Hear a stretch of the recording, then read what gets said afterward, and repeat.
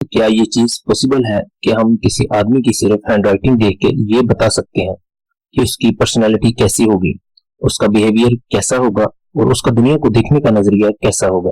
चलिए स्टार्ट करते हैं। तो दोस्तों, हैंडराइटिंग एनालिसिस की साइंस को हम ग्राफोलॉजी कहते हैं।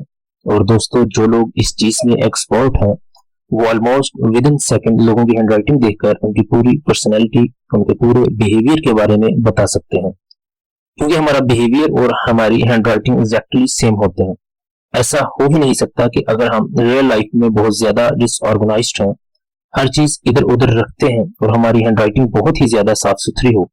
ये दोनों चीजें, हमारा बिहेवियर और हमारी हैंडराइटिंग, आपस में 100% मैच करते हैं। एक बहुत ही डीप थिंकर जो बहुत ही गहराइयों में सोचता है, उसकी हैंडराइटिंग कभी बहुत बड़ी नहीं हो सकती, वो भी बहुत डीप और छोटी होनी चाहिए। दोस्तों, जो हैंडराइटिंग के एक्सपर्ट्स हैं उन्होंने लाखों करोड़ों सैंपल एक साथ लाकर उनकी स्टडी की। जैसा कि 1 लाख क्रिमिनल्स की हैंडराइटिंग सैंपल में कॉमन देख सकते हैं कि वो टी कैसे लिखते हैं और जी कैसे लिखते हैं और उनका ओवरऑल फॉल्ट कैसा है, वैसे ही बहुत सारे करोड़ों पतियों के हैंडराइटिंग सैंपल उठाए गए और उनमें भी कॉमन ट्रेड्स देखे गए। चलिए हम भी हैंडराइटिंग के एक्सपर्ट्स बन जाते हैं और देखते हैं कि कैसे किसी की सिर्फ हैंडराइटिंग देखकर उसके बिहेवियर के बारे में पता किया जा सकता है। तो सबसे पहले आता है ही एंड माय। अगर हमारे दो अल्फाज के बीच में बहुत ज्यादा स्पेस है तो इसका ये मतलब है कि हमें बहुत ज्यादा स्पेस चाहिए। हमारे और हमारे सोशल सर्कल के बीच में, यानी ये लोग किसी पर जल्दी भरोसा नहीं करते और थोड़ा डिस्टेंस बनाना ज्यादा प्रेफर करते हैं, ज्यादा चुप रहते हैं और डिस्टेंस और आर्गुमेंट लोगों के साथ थोड़ा कम ही रखते हैं और ये लोग अकेले में भी खुश ही रहते हैं। और ये कोई नेगेटिव क्वालिटी नहीं है कि ये बहुत ज्यादा सक्सेसफुल लोगों में भी यही टाइप की हैंडराइटिंग पाई जाती है। और जो लोग दो वर्ड्स के बीच में काफी कम स्पेस रखते हैं, ये देखा गया है कि उनके ज्यादा फ्रेंड्स होते हैं, वो ज्यादा सोशल सर्कल में होता है और लोगों को अपने करीब आने देते हैं। नेक्स्ट आता है टी। क्या आप जानते हैं ये जो हम टी के ऊपर बार लगाते हैं ये हमारे बिहेवियर के बारे में बहुत ज्यादा बता सकता है। चलिए हम ये टी के ऊपर बार के 4 स्टेप्स के बारे में बात करते हैं। जो लोग इस तरीके से टी के ऊपर बहुत लंबी बार लगाते हैं, ये लोग ज्यादा एनर्जी से भरे होते हैं और मैक्सिमम टाइम मोटिवेशन फील कर रहे होते हैं। उन लोगों की सबसे अच्छी क्वालिटी होती है लीडरशिप। ये लोग बहुत ही अच्छे लीडर होते हैं, लोगों को बहुत ज्यादा मोटिवेशन फील करवाते हैं और उनको अपनी तरफ अट्रैक्ट कर लेते हैं। जो लोग टी के काफी ऊपर बार लगाते हैं, ये लोग बहुत ही बड़े गोल सेट्स करते हैं और इन लोगों की अपनी एक्सपेक्टेशन बहुत ज्यादा बड़ी होती है। ये लोग बहुत ही ज्यादा कॉन्फिडेंट होते हैं और अपने बारे में बहुत बड़ा सोचते हैं, यानी हाई सेल्फ एस्टीम। फिर हमारे पास वो कैटेगरीज के लोग भी आते हैं जो टी में काफी नीचे बार लगाते हैं। ये लोग कंप्लीटली अपोजिट पर्सनालिटी के होते हैं, यानी लो सेल्फ एस्टीम। ये लोग हारने से बहुत ज्यादा घबराते हैं और हमेशा छोटे छोटे गोल रखते हैं। ये लोग बहुत ही कम इश्क वाले काम करते हैं। ऐसे लोग ज्यादातर अपनी कामयाबियां ढूंढते रहते हैं और अपने बारे में बहुत छोटा सोचते हैं।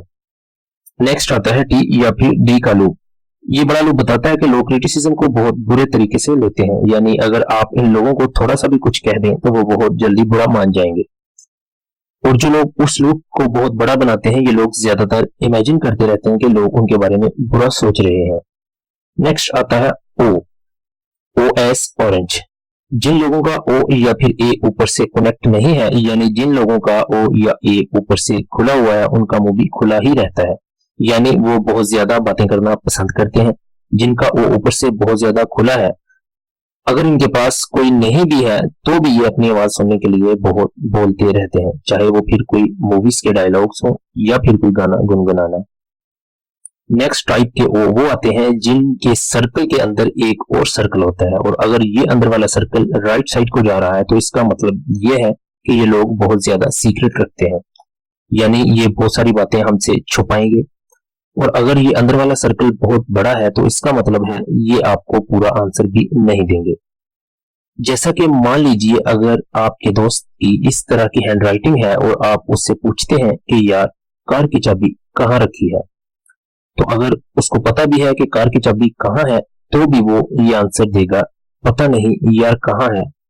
तो इसी टाइप के वो आते हैं जिसके अंदर दो दो लूप्स हैं, लेफ्ट साइड की तरफ भी और राइट साइड की तरफ भी।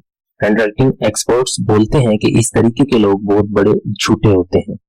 अगर इन लोगों के साथ कोई बिजनेस डील करने से पहले देख लेना चाहिए कि ये लोग झूठ तो नहीं बोल रहे हैं। नेक्स्ट आता है स्लो, यानी आपकी ओवरऑल लाइन या फिर पैराग्राफ किस डायरेक्शन में जा रहा है, ऊपर की तरफ या फिर नीचे की तरफ। अपवर्ड स्लोप बताती है कि आप बहुत ज्यादा एनर्जेटिक हैं और बहुत पॉजिटिव सोचते हैं। अपनी लाइफ की तरफ आप कोई भी काम करते हैं तो इससे बहुत ज्यादा पॉजिटिव चीजें रूनुमा होती हैं। जो लोग डाउनवर्ड स्लोप रखते हैं वो ज्यादातर परेशान रहते हैं, हर चीज के बारे में सोचते रहेंगे कि यार अगर ये बुरा हो गया तो, अगर ये हो गया तो, और ज्यादातर इन लोगों में कॉन्फिडेंट की कमी ही रहती है। और जिनकी स्लोप एकदम स्ट्रेट है वो बहुत ही ज्यादा रिलायबल है, भरोसेमंद है और बहुत प्रैक्टिकल सोचते हैं, ना बहुत ज्यादा बड़ा और ना बहुत ज्यादा नेगेटिव। और अगर कोई भी हैंडराइटिंग बहुत ज्यादा प्रेशराइज्ड लगा के लिखी गई है तो ऐसे लोग हमेशा अपनी मनमाने में लगे रहते हैं और हमेशा हर सिचुएशन में कंट्रोल चाहते हैं। जबकि कम पैसे वाले हैंडराइटिंग बताते हैं कि ऐसे लोग जल्दी आपकी बात मान जाएंगे और आपको आसानी से कंट्रोल भी दे देंगे। और फाइनली आता है सिग्नेचर।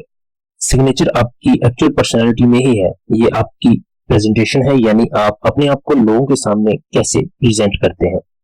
किसी आदमी के सिग्नेचर में सबसे पहला चेक लगा सकते हैं वो ये है, क्या उनकी हैंडराइटिंग और उनका सिग्नेचर सेम स्टाइल में लिखा गया है।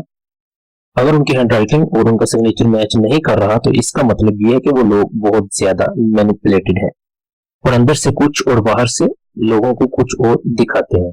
और बाकी सारे चेक्स तो आप ऑलरेडी लगाना सीख ही गए हैं।